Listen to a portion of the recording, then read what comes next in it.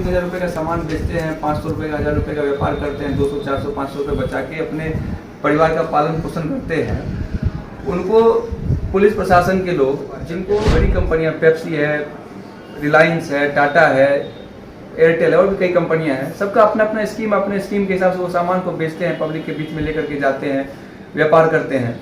उसी तरह से ये लोगों का अपना एक स्कीम होता है, उस स्कीम के अंतर्गत कस्टमर को सारी बातें बता के, सारी जानकारी दे करके उनको सामान दिया जाता है। उसके बाद भी अगर कस्टमर तैयार नहीं होता तो ज़बरदस्ती नहीं की जाती, उनके पैसे वापस कर। मैंने जो भी अभी तक किया है वो मैंने अपने दम पे किया है और मैंने खुद को डेवलप किया। मैंने खुद से एक्सपीरियंस लिया है कि मैं कैसे लोगों को और डेवलप कर सकता हूँ। और हमारे साथ जुड़े हुए 3-4 हज़ार, 5,000, 10,000 जो भी लोग हैं उन सबको आप देख सकते हैं, उनका लाइफ स्टाइल क्या था, अभी क्या है। सबके पास घर है, सबके पास खेत है, सबके पास गाड़ी है, सभी अच्छे से जीवन यापन कर रहे हैं। तो अब मेरा एम ये है कि मैंने हौसलों से मिलता है सफलता का मुकाम। आसान नहीं है इस दुनिया में नाम कमाना। बिहार का एक लाल जिसका नाम है संतोष कुमार, आज एक ऐसे कंपनी के मालिक है जो किसी परिचय के मोहताज नहीं है। बिहार के इस लाल का उम्र मात्र 25 साल है और 25 साल की उम्र में इन्होंने बिहार के 5,000 लोगों को रोजगार दे रहे हैं। अब सीधा बिना बात किए हम संतोष कुमार जी के पास चलते हैं और जानते हैं उनके जिंदगी की संघर्ष की कहानी उनके जुबानी। सबसे पहले सर आप अपना नाम और परिचय बता दीजिए। नमस्कार, मेरा नाम संतोष आनंद है और मैं बिहार के भागलपुर जिला के अंतर्गत नवगछिया क्षेत्र आता है, वहाँ के 83 गांव का रहने वाला हूँ। और अभी वर्तमान में मैं अलेपल इंडिया मार्केटिंग ग्रुप के नाम से अलेपल एलईडी टीवी, हमारा एक एलईडी टीवी ब्रांड है, एलईडी टीवी का फैक्ट्री नोएडा में चलाता हूँ। और अपने बिहार के शिवहर, सीतामढ़ी, मोतिहारी के लगभग हजारों युवाओं को हमने डोर टू डोर सेल का एक सिस्टम चला रखा है। उसके द्वारा अपने नेटवर्क में उनको जोड़कर उनको रोजगार दे रहा हूँ। सर सबसे पहले तो आप ये बताइए कि इसका शुरुआत आप कहाँ से किए थे? इसका शुरुआत हमने पटना से अपने एक छोटे से 200 स्क्वायर फीट के मकान में कमरे से हमने इस काम का शुरुआत किया था। वहाँ 10-20, 50-20 टीवी हम दिल्ली से खरीद के लाते थे और वहाँ रख के फिर कुछ युवकों के द्वारा उसको बिकवाने का काम करते थे। धीरे धीरे जो युवक हमसे जुड़े हुए थे उनको अच्छा मुनाफा हुआ और नेटवर्क का विस्तार होते चला गया और आज हमारे टीम में लगभग 4 से 5 हज़ार लोग जुड़े हुए हैं जो हमारे कंपनी के द्वारा जुड़ करके अपना जीवन यापन। बिहार के आप 4 से 5 हज़ार लोगों को अभी रोजगार दे रहे हैं? जी। तो इसका मतलब आपको ये दिमाग कहाँ से आया कि हम टीवी का एलईडी का शुरुआत करें? कुछ और भी आप कर सकते थे, तो फिर इसका शुरुआत और मतलब जो माइंड होता है कहाँ से खुला आपका? मैंने बहुत तरह का बिजनेस किया। मैं जब सबसे पहले मैं मर्चेंट नेवी में था, मैं पढ़ाई करके मर्चेंट नेवी में गया और वहाँ पे मैंने देखा कि हमारे देश से, इंडिया से बहुत सारा सामान विदेशों में जगह जगह जा रहा है। मैंने वहाँ पे खाने का जो भी सामान देखा, मैंने देखा ये प्रोडक्ट ऑफ इंडिया उस पर लिखा हुआ और उस नाम से मतलब अगर किसी प्रोडक्ट पे प्रोडक्ट ऑफ इंडिया लिखा हुआ है, लोग उस पर काफ़ी विश्वास जताते थे। तो वहीं से मेरे दिमाग में आइडिया आया कि मैं कुछ मतलब इस तरह का बिजनेस करूं ताकि मैं यहाँ से विदेशों तक अपना माल बेचूं। इस आइडिया के साथ मैं वहाँ से बैक आ गया और मैंने सबसे पहले इंपोर्ट एक्सपोर्ट का काम स्टार्ट किया, जो कि सक्सेस नहीं हो पाया। उसके बाद भी कई सारे प्रैक्टिकल हमने किए जिसमें मैं सफल नहीं हो पाया। एक दिन मैं अपने पटना स्थित आवास पर बैठा हुआ था, मुझे कुछ फेरी वाले लोग मिले जो कि घूम घूम कर सामान बेचा करते थे। तो फिर मैंने सोचा क्यों ना इन लोगों के द्वारा मैं कुछ ऐसा सामान मतलब बेचना स्टार्ट करूं ताकि उससे मुझे भी मुनाफा हो और इनको भी हो और हम लोग मिलके एक मतलब बड़ा नेटवर्क बनाए इस तरह का। फिर हमने वहाँ से प्रैक्टिकल स्टार्ट किया, 2-4 लोगों को जोड़ के उनसे हमने बोला कि जो छोटा सामान आप बेच रहे हैं कुछ बड़ा सामान बेचिए जिसमें आपको ज़्यादा मुनाफा हो। और हमने प्रोडक्ट के रूप में और भी चीज़, सिलाई मशीन, मोबाइल फ़ोन, बहुत सारी चीज़ चुना। धीरे धीरे हमने देखा कि नहीं, जो टीवी है इसका डिमांड काफ़ी अच्छा है मार्केट में और टीवी जो मार्केट में उस टाइम पे उपलब्ध था वो 10,000, 12,000 के रेंज में था, जो गरीब लोगों के मतलब बजट से बाहर था। और हमने इसके ऊपर जाकर के इसका शोध किया पता किया कहाँ इसका प्रोडक्शन कैसे होता है, क्या होता है। हमने पाया कि हम गरीब लोगों को 2 से 3 हज़ार रुपये में टीवी घर पे ला करके उनको दे सकते हैं। तो फिर हमने इन फेरी वालों को उसी सिस्टम से जोड़ा और हम जो लोकल ब्रांड होता है, छोटी टीवियाँ होती है LED की, वो ला के हमने देना स्टार्ट किया और ये लोग बेचने लगे। अच्छा, आपका एलेपल जो कंपनी है इंडिया के अलावा और कौन कौन सा देश में जा रहा है? नहीं, एलेपल कंपनी अभी अपना इंडिया में ही है। इंडिया में। हाँ, अभी अच्छा, मार्केट में इसका जो रिटेलर प्राइस है एक कस्टमर को कितने में उपलब्ध हो जा रहा है अभी? 2.5 से 3 हज़ार रुपये में हम लोग LED टीवी कस्टमर को दे देते हैं। मात्र 2.5 से 3 हज़ार रुपये में एक LED टीवी मिल जाता है। साइज कितना होता है उस टीवी का? साइज 19 इंच, 22 इंच, 24 इंच तक की टीवियाँ होती है।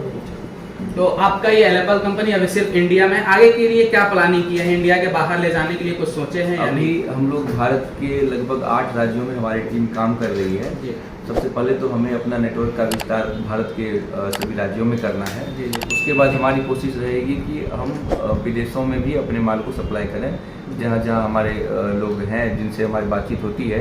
हमने USA में भी हमारे कुछ क्लाइंट्स हैं जिनसे बातचीत चल रही है। अगर हम उनके हिसाब से क्वालिटी बना के देंगे, कौन सी परचेज करेंगे, हम इसके ऊपर काम कर रहे हैं ताकि विदेशों में भी हम अपना प्रोडक्ट एक्सपोर्ट करें। अच्छा, एक बात बताइए सर, जिस तरह से इतने कम उम्र में आप इतना आगे तक पहुंच चुके हैं, तो आजकल के युवा को आप क्या मोटिवेट करना चाहते हैं? आप हमारे चैनल के माध्यम से आजकल के युवा को कुछ मोटिवेट कीजिए। मैं जो युवा हैं उनसे यही कहना चाहूँगा कि घर बैठने से कुछ नहीं होने वाला है। ना ही सरकार 150 करोड़ लोगों को रोजगार दे सकती है। अगर आपको कुछ करना है तो आपको खुद ही आगे आना होगा और खुद ही अपना हाथ पैर मारना होगा। उसके बाद ही मतलब आप कुछ कर सकते हैं। किसी के भरोसे बैठने से, नौकरी के, रोजगार के, आरक्षण के भरोसे बैठने से कुछ नहीं होने वाला है। आपको स्वरोजगार के बिना आपका कल्याण नहीं होने वाला है। आपको स्वरोजगार के क्षेत्र में आगे आना होगा और प्रयास करना होगा, तभी आप सक्सेस हो सकते हैं। मोतिहारी में आज आपका ये कार्यक्रम, एक मीटिंग रखा गया है, इसमें सिर्फ मोतिहारी जिला का ही आपका जो वर्कर हुआ है और भी अदर डिस्ट्रिक्ट से लोग आए हैं?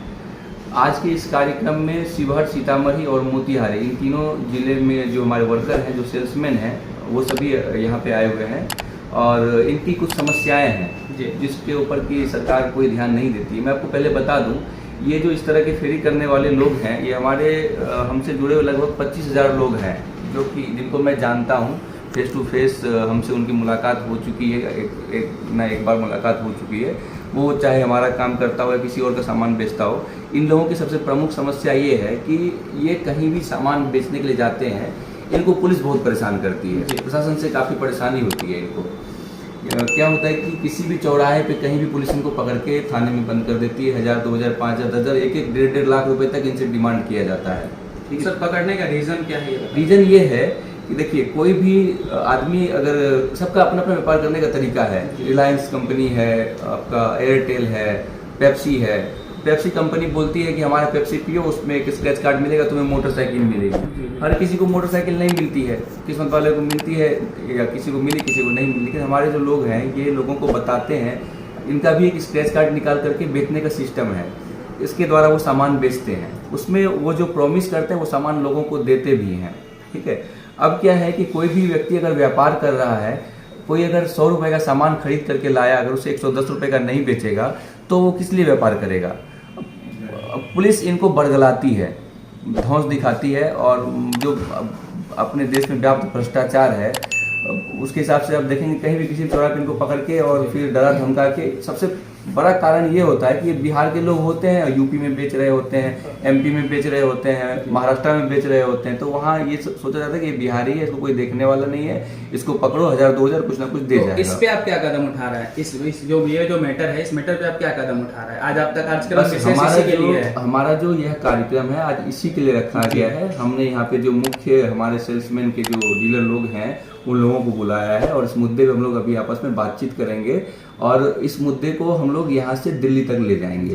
तो आप हमारे चैनल के माध्यम से भी प्रशासन, सरकार को कुछ कहना चाहते हैं इस मैटर पे, तो बता दीजिए। मैं आपके चैनल के माध्यम से सरकार से यही रिक्वेस्ट करना चाहता हूँ कि ये जो हमारे स्वरोजगारी बंधु हैं, ये काफ़ी मेहनती हैं।